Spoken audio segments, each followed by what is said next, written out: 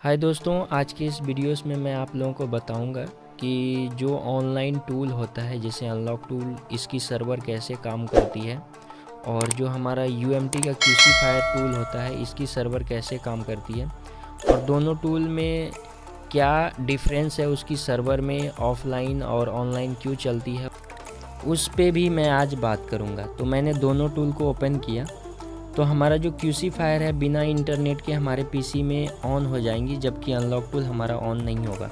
तो देखिए यहाँ पे अनलॉक टूल इंटरनेट मांग रहा है, जबकि क्यूसीफायर जो है हमारा वो सक्सेसफुली ओपन हो जाता है। ठीक है, तो इस बात को समझने के लिए सबसे पहले आपको सर्वर को समझना होगा कि एक्चुअल में ये सर्वर क्या होता है। तो बेसिकली अगर हम सर्वर की बात करें तो सर्वर बेसिकली जो हमारा होता है, जैसे मानिए कि कोई सा भी एक सर्वर है, सर्वर एक हार्ड डिस्क की तरह ही होती है जिसके अंदर की डेटा को रखी जाती है।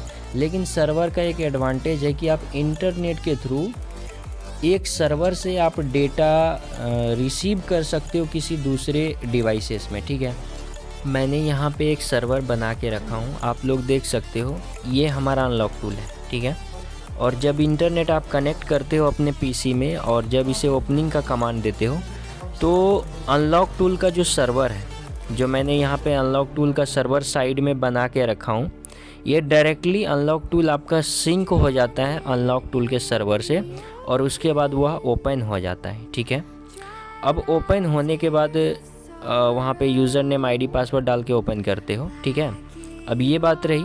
अब दूसरी बात कि मैंने बता दिया कि सर्वर के अंदर क्या होता है, तो डेटा होती है। ठीक है, और मैं यहाँ पे बता दूँ, ये जो है ये एरो मार्क ये CMD का है, यानी कमांड देता है सर्वर को, उसके बाद यहाँ से डेटा को रिसीव करता है हमारा अनलॉक टूल और उसके बाद हमारे फ़ोन के अंदर सेंड करती है। ठीक है, ये तो रही ऑनलाइन टूल की। अब मैं ऑफलाइन टूल के बारे में बताऊँ तो जैसे फॉर एग्ज़ाम्पल के लिए मेरे पास UMT मेरे PC में लगा है और जैसे ही आप लगाओगे यहाँ पे एक स्मार्ट कार्ड ड्राइवर जो है वो लेगा। ठीक है ना, स्मार्ट कार्ड कनेक्ट हो जाएगा आपके पीसी से, जो UMT डोंगल के अंदर जो सिम कार्ड लगी होती है वही ड्राइवर पकड़ती है।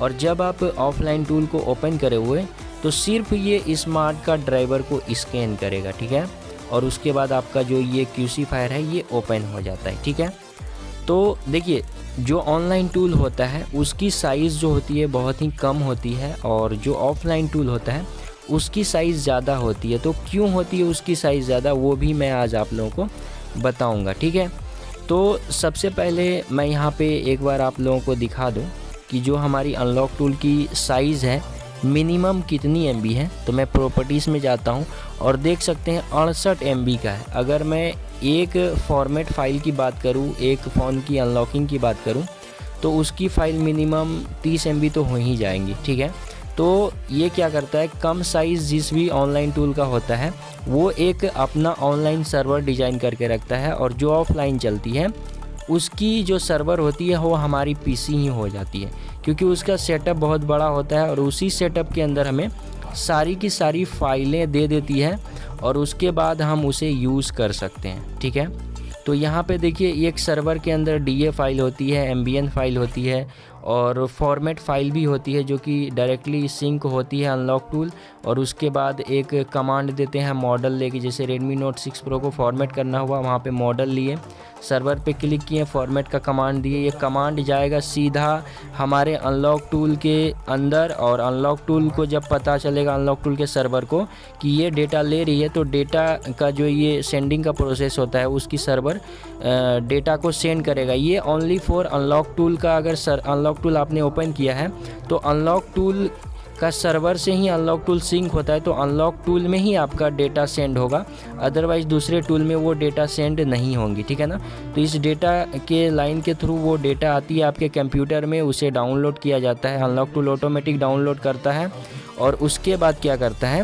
कि हमारे फ़ोन के अंदर वो डेटा सेंड करती है और उसके बाद हमारा जो फ़ोन होता है वो अनलॉक हो जाता है। ठीक है, और UMT है जो दोस्तों, वो UMT का एक अलग ही फंडा है जो ऑफलाइन टूल अभी चलता है। बहुत पहले क्या होता था कि UMT ओपनिंग के लिए सर्वर एक्सेस मांग रहा था।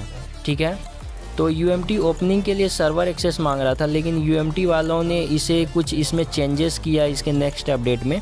तो इन्होंने क्या किया, सिर्फ कुछ ऐसा अपडेट लाया जिसके अंदर की सारी फाइलें हों उस सेटअप के अंदर, सिर्फ स्मार्ट कार्ड को स्कैन करे और वो टूल जो है वो ओपन हो जाए।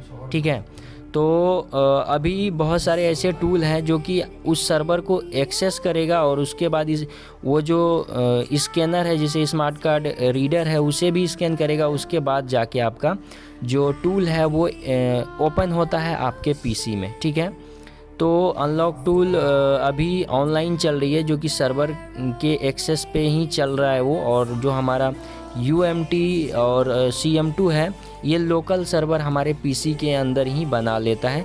इसे सर्वर की डेटा से कोई भी लेना देना नहीं होता है, तो ये पूरा तरह से ऑफलाइन है। ठीक है, मैं आप लोगों को दिखा दूं एक बार कि ये UMT जो हमारा है ये ऑफलाइन कैसे चलता है। तो सबसे पहले जब आप UMT का जो सेटअप है जब आप इसे ओपन करके इंस्टॉल करोगे तो आप जब जाओगे यहाँ पे, सबसे पहले मैं आपको UMT का जो सेटअप है उसे मैं दिखा दूँ कि कितना बड़ा ये होता है, इसकी कितनी साइज़ होती है।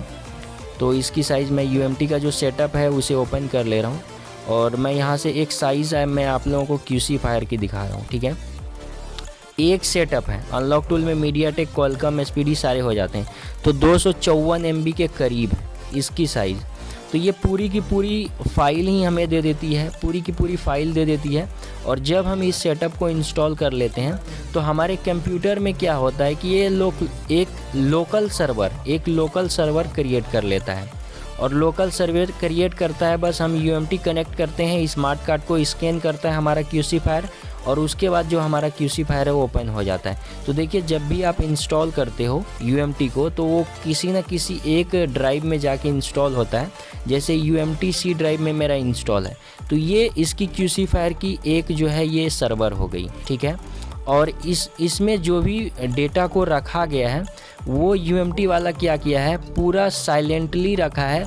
आप इसके अंदर से कोई भी डेटा को निकाल नहीं सकते हो और किसी दूसरे डोंगल या बॉक्सेस में यूज़ नहीं कर सकते हो, ये पूरे के पूरे हाइड डेटा है। ठीक है, तो ये ऑफलाइन इसलिए है क्योंकि ये लोकल सर्वर क्रिएट कर लेता है। ठीक है, और अब जो है UMT का कोई भी सर्वर नहीं है, ये डायरेक्टली आपके स्मार्ट कार्ड को स्कैन करेगा, जब सेटअप को ओपन करोगे सेटअप ओपन हो जाएगा, लोकल सर्वर के थ्रू आपके C ड्राइव से डेटा को रिसीव करके वो सेंड कर देगा आपके फ़ोन में, और जब आप फॉर्मेटिंग का कमांड दोगे तो फॉर्मेटिंग का जो फाइल है, जो उसके रिक्वायरमेंट की फ़ाइल है, जो डेटा है वो आपके फ़ोन में सेंड करेगी, और आपका जो फ़ोन का जो अनलॉकिंग का या फ्लैशिंग का हो वो काम करना स्टार्ट कर देगा, और आपका जो भी प्रॉब्लम्स हो, जो भी आप सोल्यूशन चाहते हो वो आपको वहाँ से मिल जाता है। ठीक है, तो ये रही लोकल सर्वर की जो ऑफलाइन टूल बॉक्स डोंगल हमारा चलता है।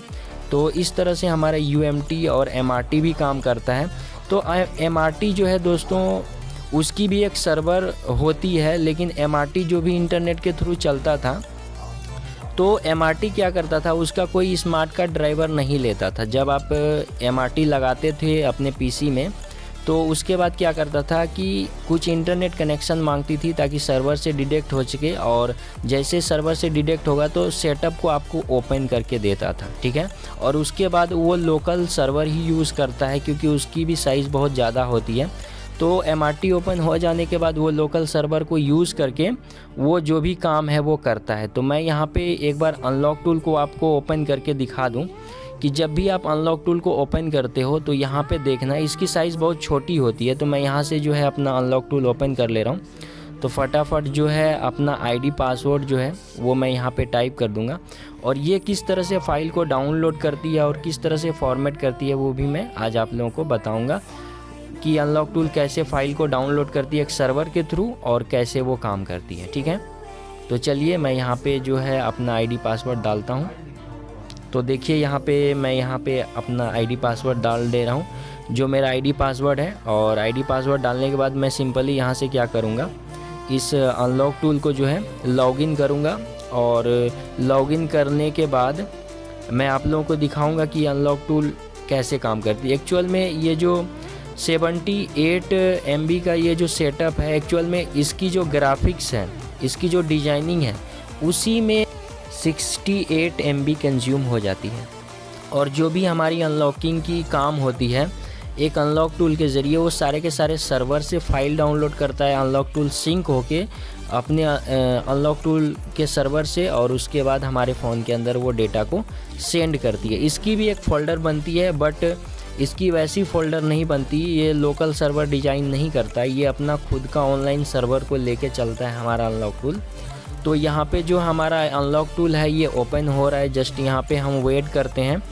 और देखिए हमारा जो अनलॉक टूल है ये वेट हो चुका है, ये ओपन हो चुका है।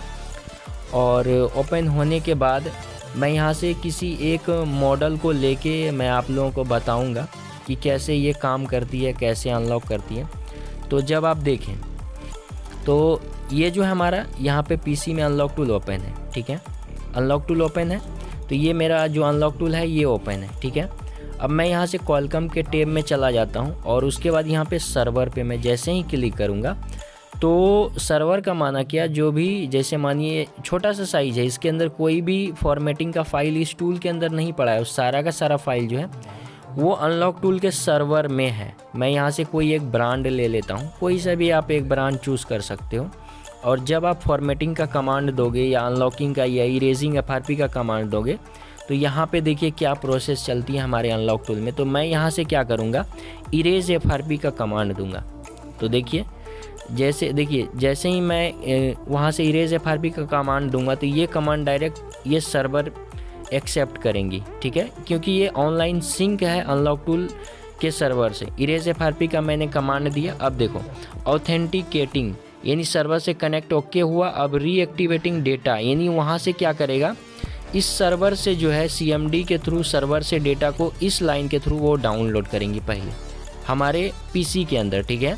और डाउनलोड जैसे रीएक्टिवेटिंग डेटा ओके हो जाती है, इसका माना क्या होता है कि वो जो डेटा है वो जो फॉर्मेटिंग की, जैसे मानिए जो भी मैंने मॉडल लिया उस फ़ोन को फॉर्मेटिंग के लिए या इरेजिंग FRP के लिए वो डेटा डाउनलोड करती है पहले, और उसके बाद ओके हो जाती है, यानी ओके बता देगा आपको कि इतना MB की इतना KB की डेटा जो है आपकी वो डाउनलोड हुई है, यानी इस सर्वर से अनलॉक टूल के सर्वर से।